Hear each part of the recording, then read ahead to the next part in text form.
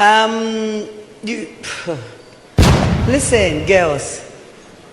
As we sit here, I will advise you don't make marriage your first call. Wow. I will say, come here as a Ghana, my name, no, say, Obiana and the girlfriend, Ejai, Nasa expose APR, Nana Ama Macbrown, Ekunu Maso Dean Epium. Wait, I can find some bread, Eba, Ama Macbrown, and Okunu, and Tema, Empia Bontin. Nanama Eshen also, pa, because your baby to say Ghana, my dear, one beso no Kunu, and no bed, Ebenyasem. Nana say, oh, and I let the be Equaji and a down for Ekunu. No kwaji na down for Kunu, Sabi na down for no Kunu bar bontin, so by expose and ex girlfriend. Nanama Macbrown, Ekunu Maxo Dean and a PM, say, and I'm on also crown pontina, or Jais again, Echo far new girlfriend, or Wallen or Baba and a year. Because Nanama Macbrown, Krumaswell, and the editor. Men tell say, I didn't tell piano, a combined issues with moi, near or more than Ama Macbrown, crew 18 above. Ade,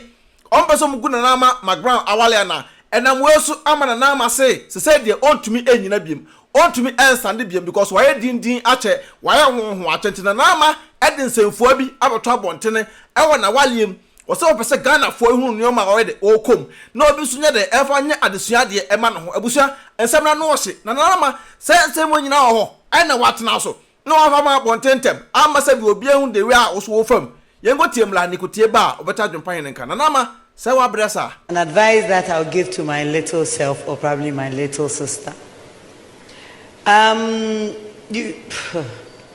Listen, girls. As we sit here, I will advise you don't make marriage your first call. I will advise you. I've been with my husband for 12 years. But I would say before I met him, I was very mature. So I've been in relationships and I had my career growing at the same time. Yeah. And one of the things that is making me more comfortable in my house is because, first of all, I found myself before I met my husband. What I mean is, before I settled, I was a woman of my own. So sometimes when we talk about these things and marriage, your manner to say, oh, come marriage, moi, rules are different from living your life. Debbie, marriage is a tradition, and we must respect our tradition. However, you have a life to live. As we sit here, I will advise you don't make marriage your first call. To be honest, I'm on my first house, and son I'm a wife.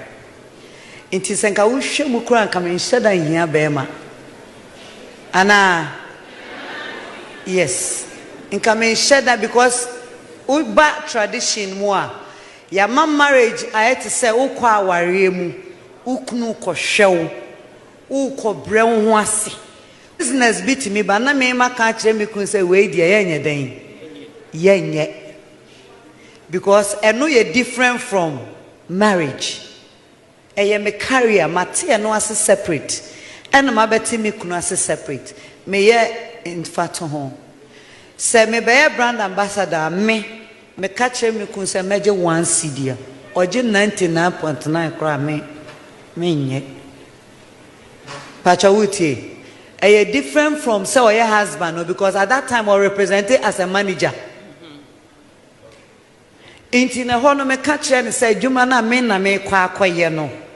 Me bre, e be hard in be say, imagine 1 CD, or 10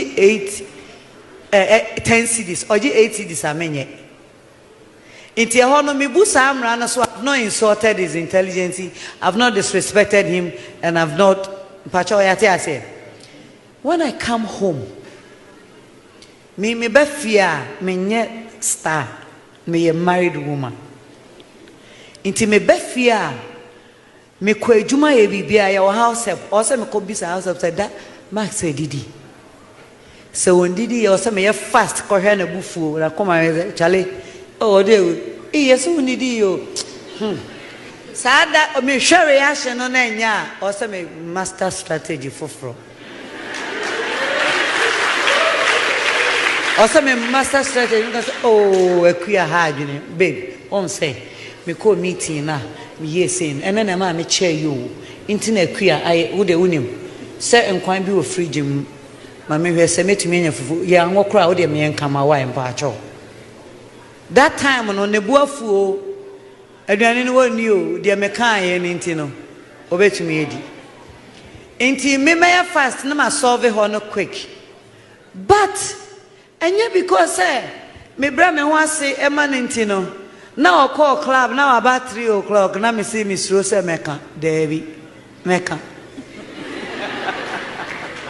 Oh, Mecca. Mecca no nice. 2, 3, nice. 3rd one, no mean nice. But men can't kwasia. Men can't boa. Who tell me? Me build my story to say the major film. It also 5 also a papati. Me ko catch madam for emboa me. Boy Phyllis madam, but also a papati. O papa bona so na me gina okra still any disrespect. Ye be fear correction no internal correction ye wi. Sweetheart, you must have a strategy and na for mu cross on strategy o. Ghana this my Ghana tie for yamuso fa adwenpan aka enkrata mu kinkon aka fufokin aka be ma yemfa na yidanim enye fom aka mitwana omotie Mr No Pressure with me pressure be the be fa na sa from Mr International Man ye kasa kire wiase na bi muso kasa kire eyom namfo awusua me so ba so abomode na share this video ye de mame ye drimika kotie nuaba na Ama Macbrown ni video a wo ye concerning awale a wo de wote ho ene nyoma wo de wo fam a wo di tu amanfofo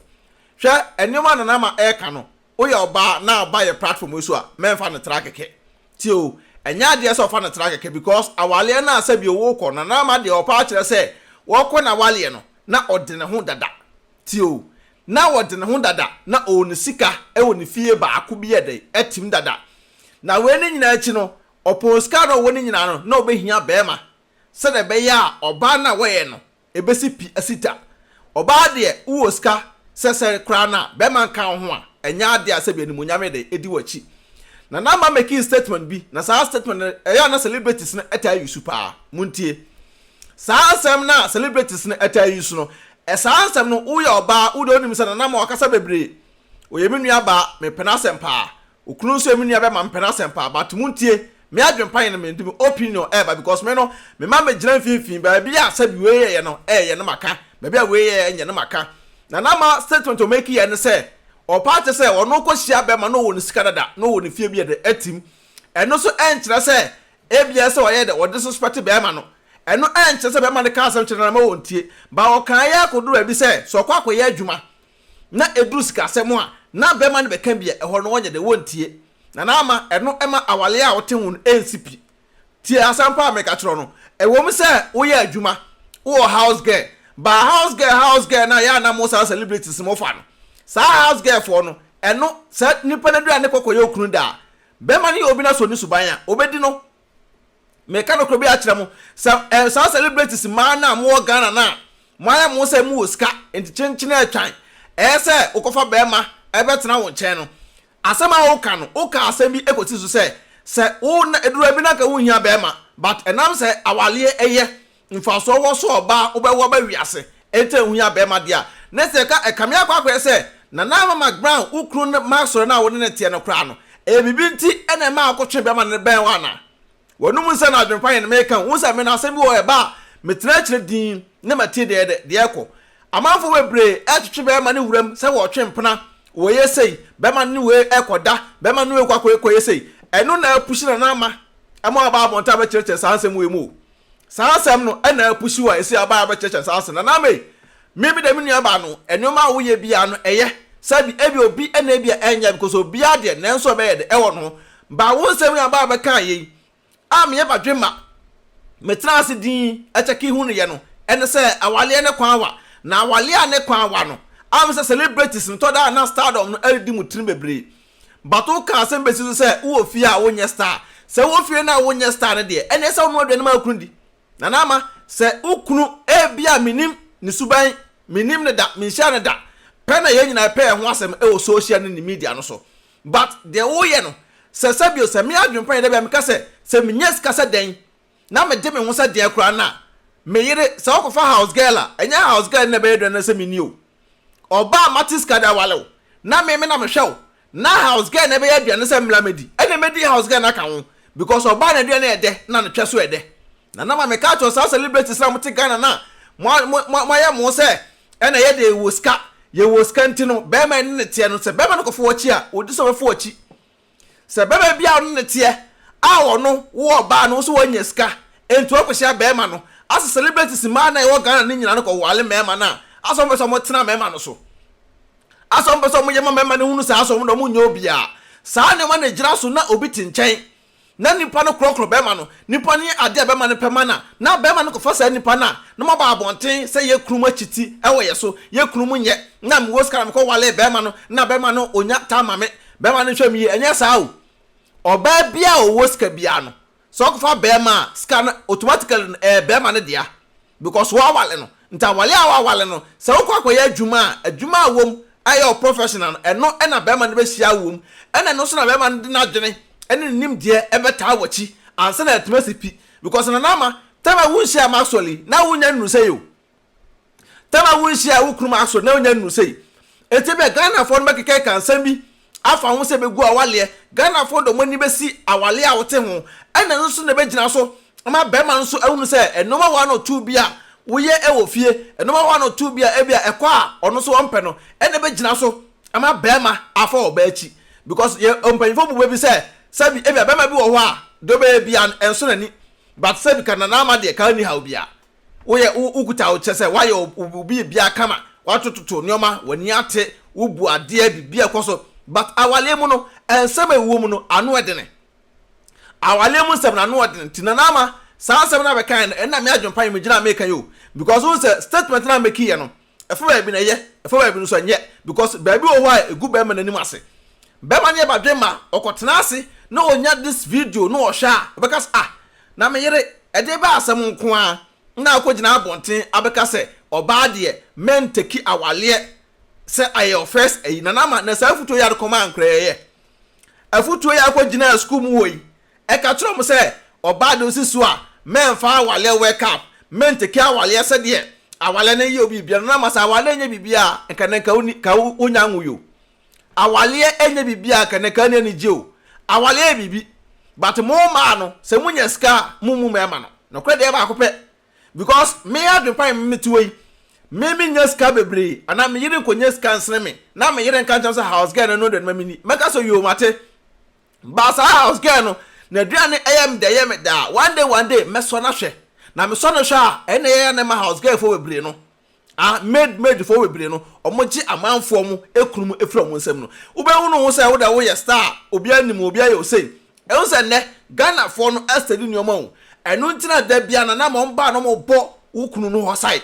ebi po na ukunu nya hwe ebe na ma soro nya hwe o but ebi enoma bia amanfo estedi wo ho no enne bia amanfo be gina so ide aka anwasem timi nua ba mesra wo se free na kro no wo se da bia wo ko gina Macbrown kitchen ye aduane kama ne bibia eso timi ye de ema wo nsa no aduane ye okunu ne de so ma nsa no aduane ye okunu ne de se na wo ne dampa mu a be ma ntimi jojo be ma ntimi ma wo ne gina be ma no be bi wo wa wonko ye me ma ne pa sunjo be ma bia peso ba be wale no sa oba na nya aduane nya de manini so wale na wo nya aduane manini na munya ska akra house girl na house girl na house boy na sefo a at the end of the day no nipa na aduane e ko be ma ne yem no na be ma no sebi ne ho adwene be de be ntin nti mo study ehunu se eskafo no omone omfa made for na papa no kwa abonten a no ato ade abre eye cancer house girl no oba nso kwa abonten a no so ato ade de abre eye house boy no nti be hu se one day na house boy akodi maame no one day na papa so akodi house girl na afida kwa akotese nti house boy edu pa ukrusu di house girl na se ni nyina no obuo be na wofio ni nyina se ye piska ska ya ye pe eno na ekofo sa no mani nyina bo because difficult pass ohiani obakofo house girl ama house girl bagini kunu ehiafo yentante sa no mani mfa ye ho yentante sa no mani mfa but eskafo bebre no sa no mani na ekoso ye de mu fie na sa celebrating sem no so no to da ese do to form se na na e kan de edu to obi afu but na ma awale de hu hia nti se da wo siko kan ye e trom sa awale ne de ni kwa so mu teki awale no se asa ene yo mo first eyi na oba de omu a edo be adwuma because na ma ko sia be man e na wo nya adwuma na be man na ye adwuma ko be hwe wo meboa but wo sia na wo ye adwuma dada no start a movie a wo twa dada for way back kra nti ade no awale ne beto kwa finfin said the wa wo kan ntimi nwa ba eno bi wo ho a ye tena fie eye ye kwa abote kwa kutufu a ye ntu afutu a ebebo because the wo kan ebe hye gas ni trim be bi mpoko se wo pe na awale e beto mani mo bekas anana Ama Macbrown ka asem se kire ye nti ye ntu ebu ase ansa because owiase obi ani nti all na miase obu obenya na dwuma ye ansa akonya awale obu obenya na dwuma anye be ma kwa wale be ma na ebe de ebe hwe no be ma na de kwa kosi ba bi ye tinanama ehwo de so be kan bibi wo ho a menua ba mesrew na wate ho no so kakra because na youth no okwa awale anaso okoya de bi na anya ya ono bebele mu because wo no be ka kire say we na mentor ono tie say futu ne ye de free won tabuso ensem na Ama Macbrown e da ba to abonten e woni kunu no sensem eno no because we de na ntimi antena na apia abonten de anes ensem e wo word ensem ofie ye bon pa ye say ye nua bai na wale e be koso na enije efre na enije ebeto akoso da bia e woni fie se de be ya atamfo ni be de bi because Ghana fo no omuto omuni se wa wale ho a ya na eni de enyan me adwempan de ba na wale nsem de a me support pa so ba na be ma betima tena na enije ai de aba omonte because me nkotana me de ho ememe nenye na ma mese wo de e ba na sa na me ne wanya de end ni ye jabu so me ka fo tap send edama tap edwuma de ku a o maso ya sana person send this ka frama no ne de ko Ghana tap app na me kan fo da ma o first time app na be hia a promo code e ya adwenepahen na obo agu benya discount nyame boss ro boss as won shira do be die do be she empire feeder me do be sia peace out Odo, mi ko kroma ba o. Na mpato ko edo he ma. Mi wo fa bie mo se me send ni ska wo Ghana. Ma me na so wo fa send ni ska ni kwa so ko krom. Na me ye ne den. Tuna fi na send e. E kwa ba tu na me ti. Me announce tap nka. Dia. Tap send. Na no so ye dia. Apo aba obia da no dugu no phone so. Na wo dey register this send ska kofi. Ayente na hwe. Sa. Na wo kwa bo ti ko trace ka extra. Ma me sraw. Me kan for tap send amount. So you use iPhone and also betam no akọ App Store no download the go phone so Android phone so no akọ Google Play no download the go phone so mesrew and I will send so mesrew o first transaction be no we so wo hia promo code no so ba adwempahene adwempahene e da go yes ntimpacho wo bogu a wo Europe nko da wo benya €5 free before the some party for some can tap send edamount wo America so ne Canada dia mama $10 to miss now men ha oba ho for say enko abonte no bi akoso pe mpacho wo biara no na eko some nko abakọ abonte dem ma download this see atena fie mpacho na relax na won say mpie kwa abonte bi mi hu say me kwa abonte mama na ade a am de krompo ni say first one no su credit card nko a ene de tap Paul amante mo say dikanfo obehu ye mobo wo se unsu normal bank card utimi de register SMS ka kofi asem de atadwe yate de ti tap aba ama hiafo se send this kan ko Ghana na rate no so kama yenche bi bia mama mesraw me ka fa ma on se wani age ni anu ni me ro ye bad power and tentem ti mesraw promo code bogum na ho hia me adwenepahen ai na nya €5 free ano mo Canada so ni US so so benya $10 say your day me ade afo de uni se me pe na tap ye kama tap send abusia rate mo hene adwenepahen otwa supre kwabrafo waye kwa bibrim han bafo otwa burumu wode putupuriye buraburu ma mansan wo fufuo tom tibi